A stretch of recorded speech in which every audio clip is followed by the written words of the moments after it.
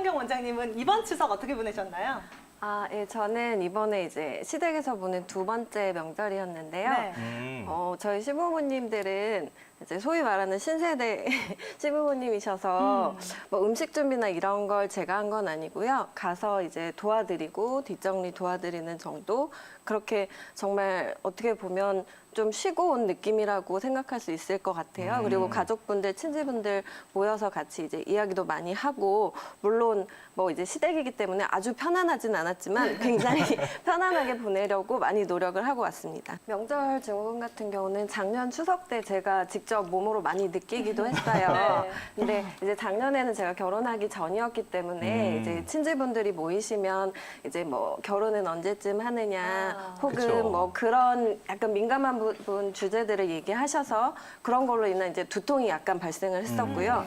그리고 친지분들이 많이 모여서 같이 대량으로 음식을 만들어서 먹다 보니까 제가 그 당시에 이제 굴무침을 먹게 됐는데 네. 그걸 먹고 이제 장염 증상이 나타났습니다. 아무래도 요즘 같은 날씨는 환절기다 보니까 일교차가 심하고 음식이 대량으로 만들다 보니까 쉽게 상하거든요. 그런 상태에서 제가 또 이제 맛있다 보니까 이제 과량을 섭취하게 되고 맞아요. 또 운동량도 적은 상태에서 이제 장염 증상이 발생을 해서 이제 곽향전기산이라는 그 한방 치료제를 먹고 조금 극복을 했던 기억이 있습니다.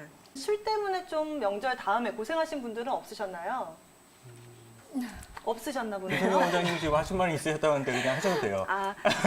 저희 시댁에서는 네. 음주를 많이 안 하시기 때문에 제가 결혼 전에 저희 친정은 술을 정말 좋아하세요. 아버님도 그렇고 굉장히 애주가셔서 물론 뭐 아버지가 술을 강권하진 않지만 이제 아무래도 친정에 모이다 보면 술을 많이 마시게 되는 경우가 그쵸. 종종 있습니다. 그럴 때 이제 더불어서 한 잔, 두 잔 마시다 보면 다음날 이제 아무래도 가족들 앞이라도 숙취가 좀 남아있는 경우도 있고 네. 아까 말씀드린 대로 이제 소화기 쪽 증상들이 빈번하게 나타납니다.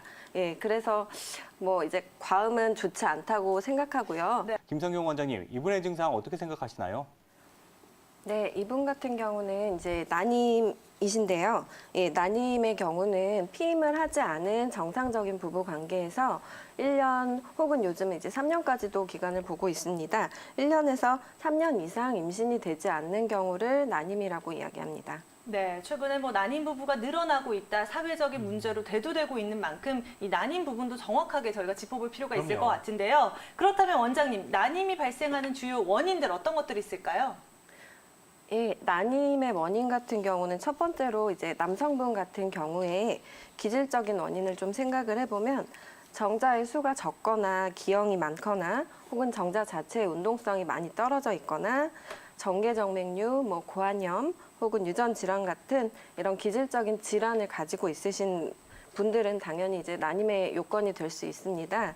그리고 근데 그것보다는 원인 불명인 경우가 훨씬 많으시거든요. 이렇게 검사상 문제가 있으신 게 아니라 원인 불명이 상당수이고 그런 원인 불명 같은 경우는 이제 외부적인 환경이라든지 심리적인 부담감이라든지 이런 것들이 원인 불명이 될 수 있겠습니다.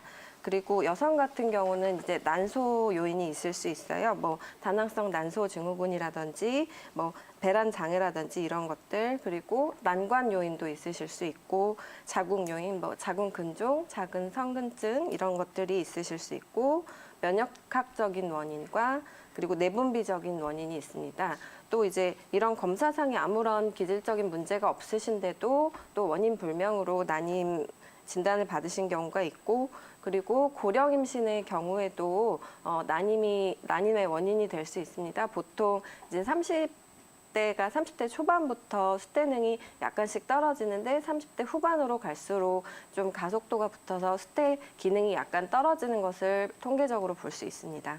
평소 이분들 어떻게 생활 관리를 해보면 좋을까요?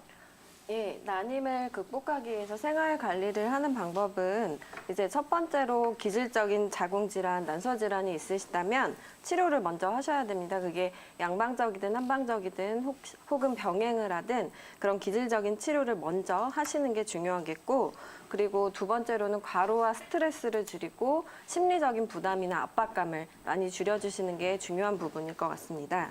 그리고 체중을 좀 조절하셔야 되는데 이제 체중이 너무 적게 나가시는 분들은 이제 정상 체중에 좀 맞춰서 살을 좀 찌우시는 것도 좋고, 혹은 이제 더 중요한 건 과체중이신 분들, 특히 여자분들 같은 경우에 다낭성 난소 증후군 같은 질환을 앓고 계신 경우에는 체중을 이제 정상 체중으로 유지를 하시는 게 굉장히 중요하고요.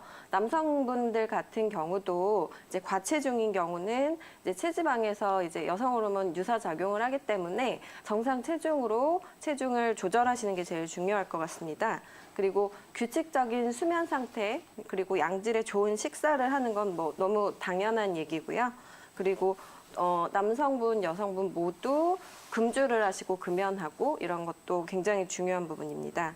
그리고 이제 식품으로 요즘은 건강보조식품을 많이 드시잖아요. 임신을 준비하는 과정에서는 건강보조식품을 드실 때 꼭 주치의와 상담을 하시고 복용을 하시는 게 중요하고, 그리고 적절하고 규칙적인 운동도 필요합니다. 근데 이제 과격한 운동, 특히 남성분들 같은 경우에 생식기 압박을 주거나 과한 운동은 오히려 도움이 되지 않으니 좀 줄여주시는 게 더 좋을 것 같고, 아까 말씀해주신 대로 여성분들 같은 경우는 아랫배를 따뜻하게 유지하시는 게 굉장히 중요합니다. 그래서 좌운이라든지 아니면 북부 찜질이라든지 여성분들은 이렇게 아랫배를 좀 따뜻하게 유지를 해주시는 게 중요하고, 남성분들 같은 경우는 오히려 반대로 조금 서늘하게 생식기 쪽을 좀 서늘하게 유지를 해야 정자 생산이라든지 질이 좋아질 수 있을 것입니다.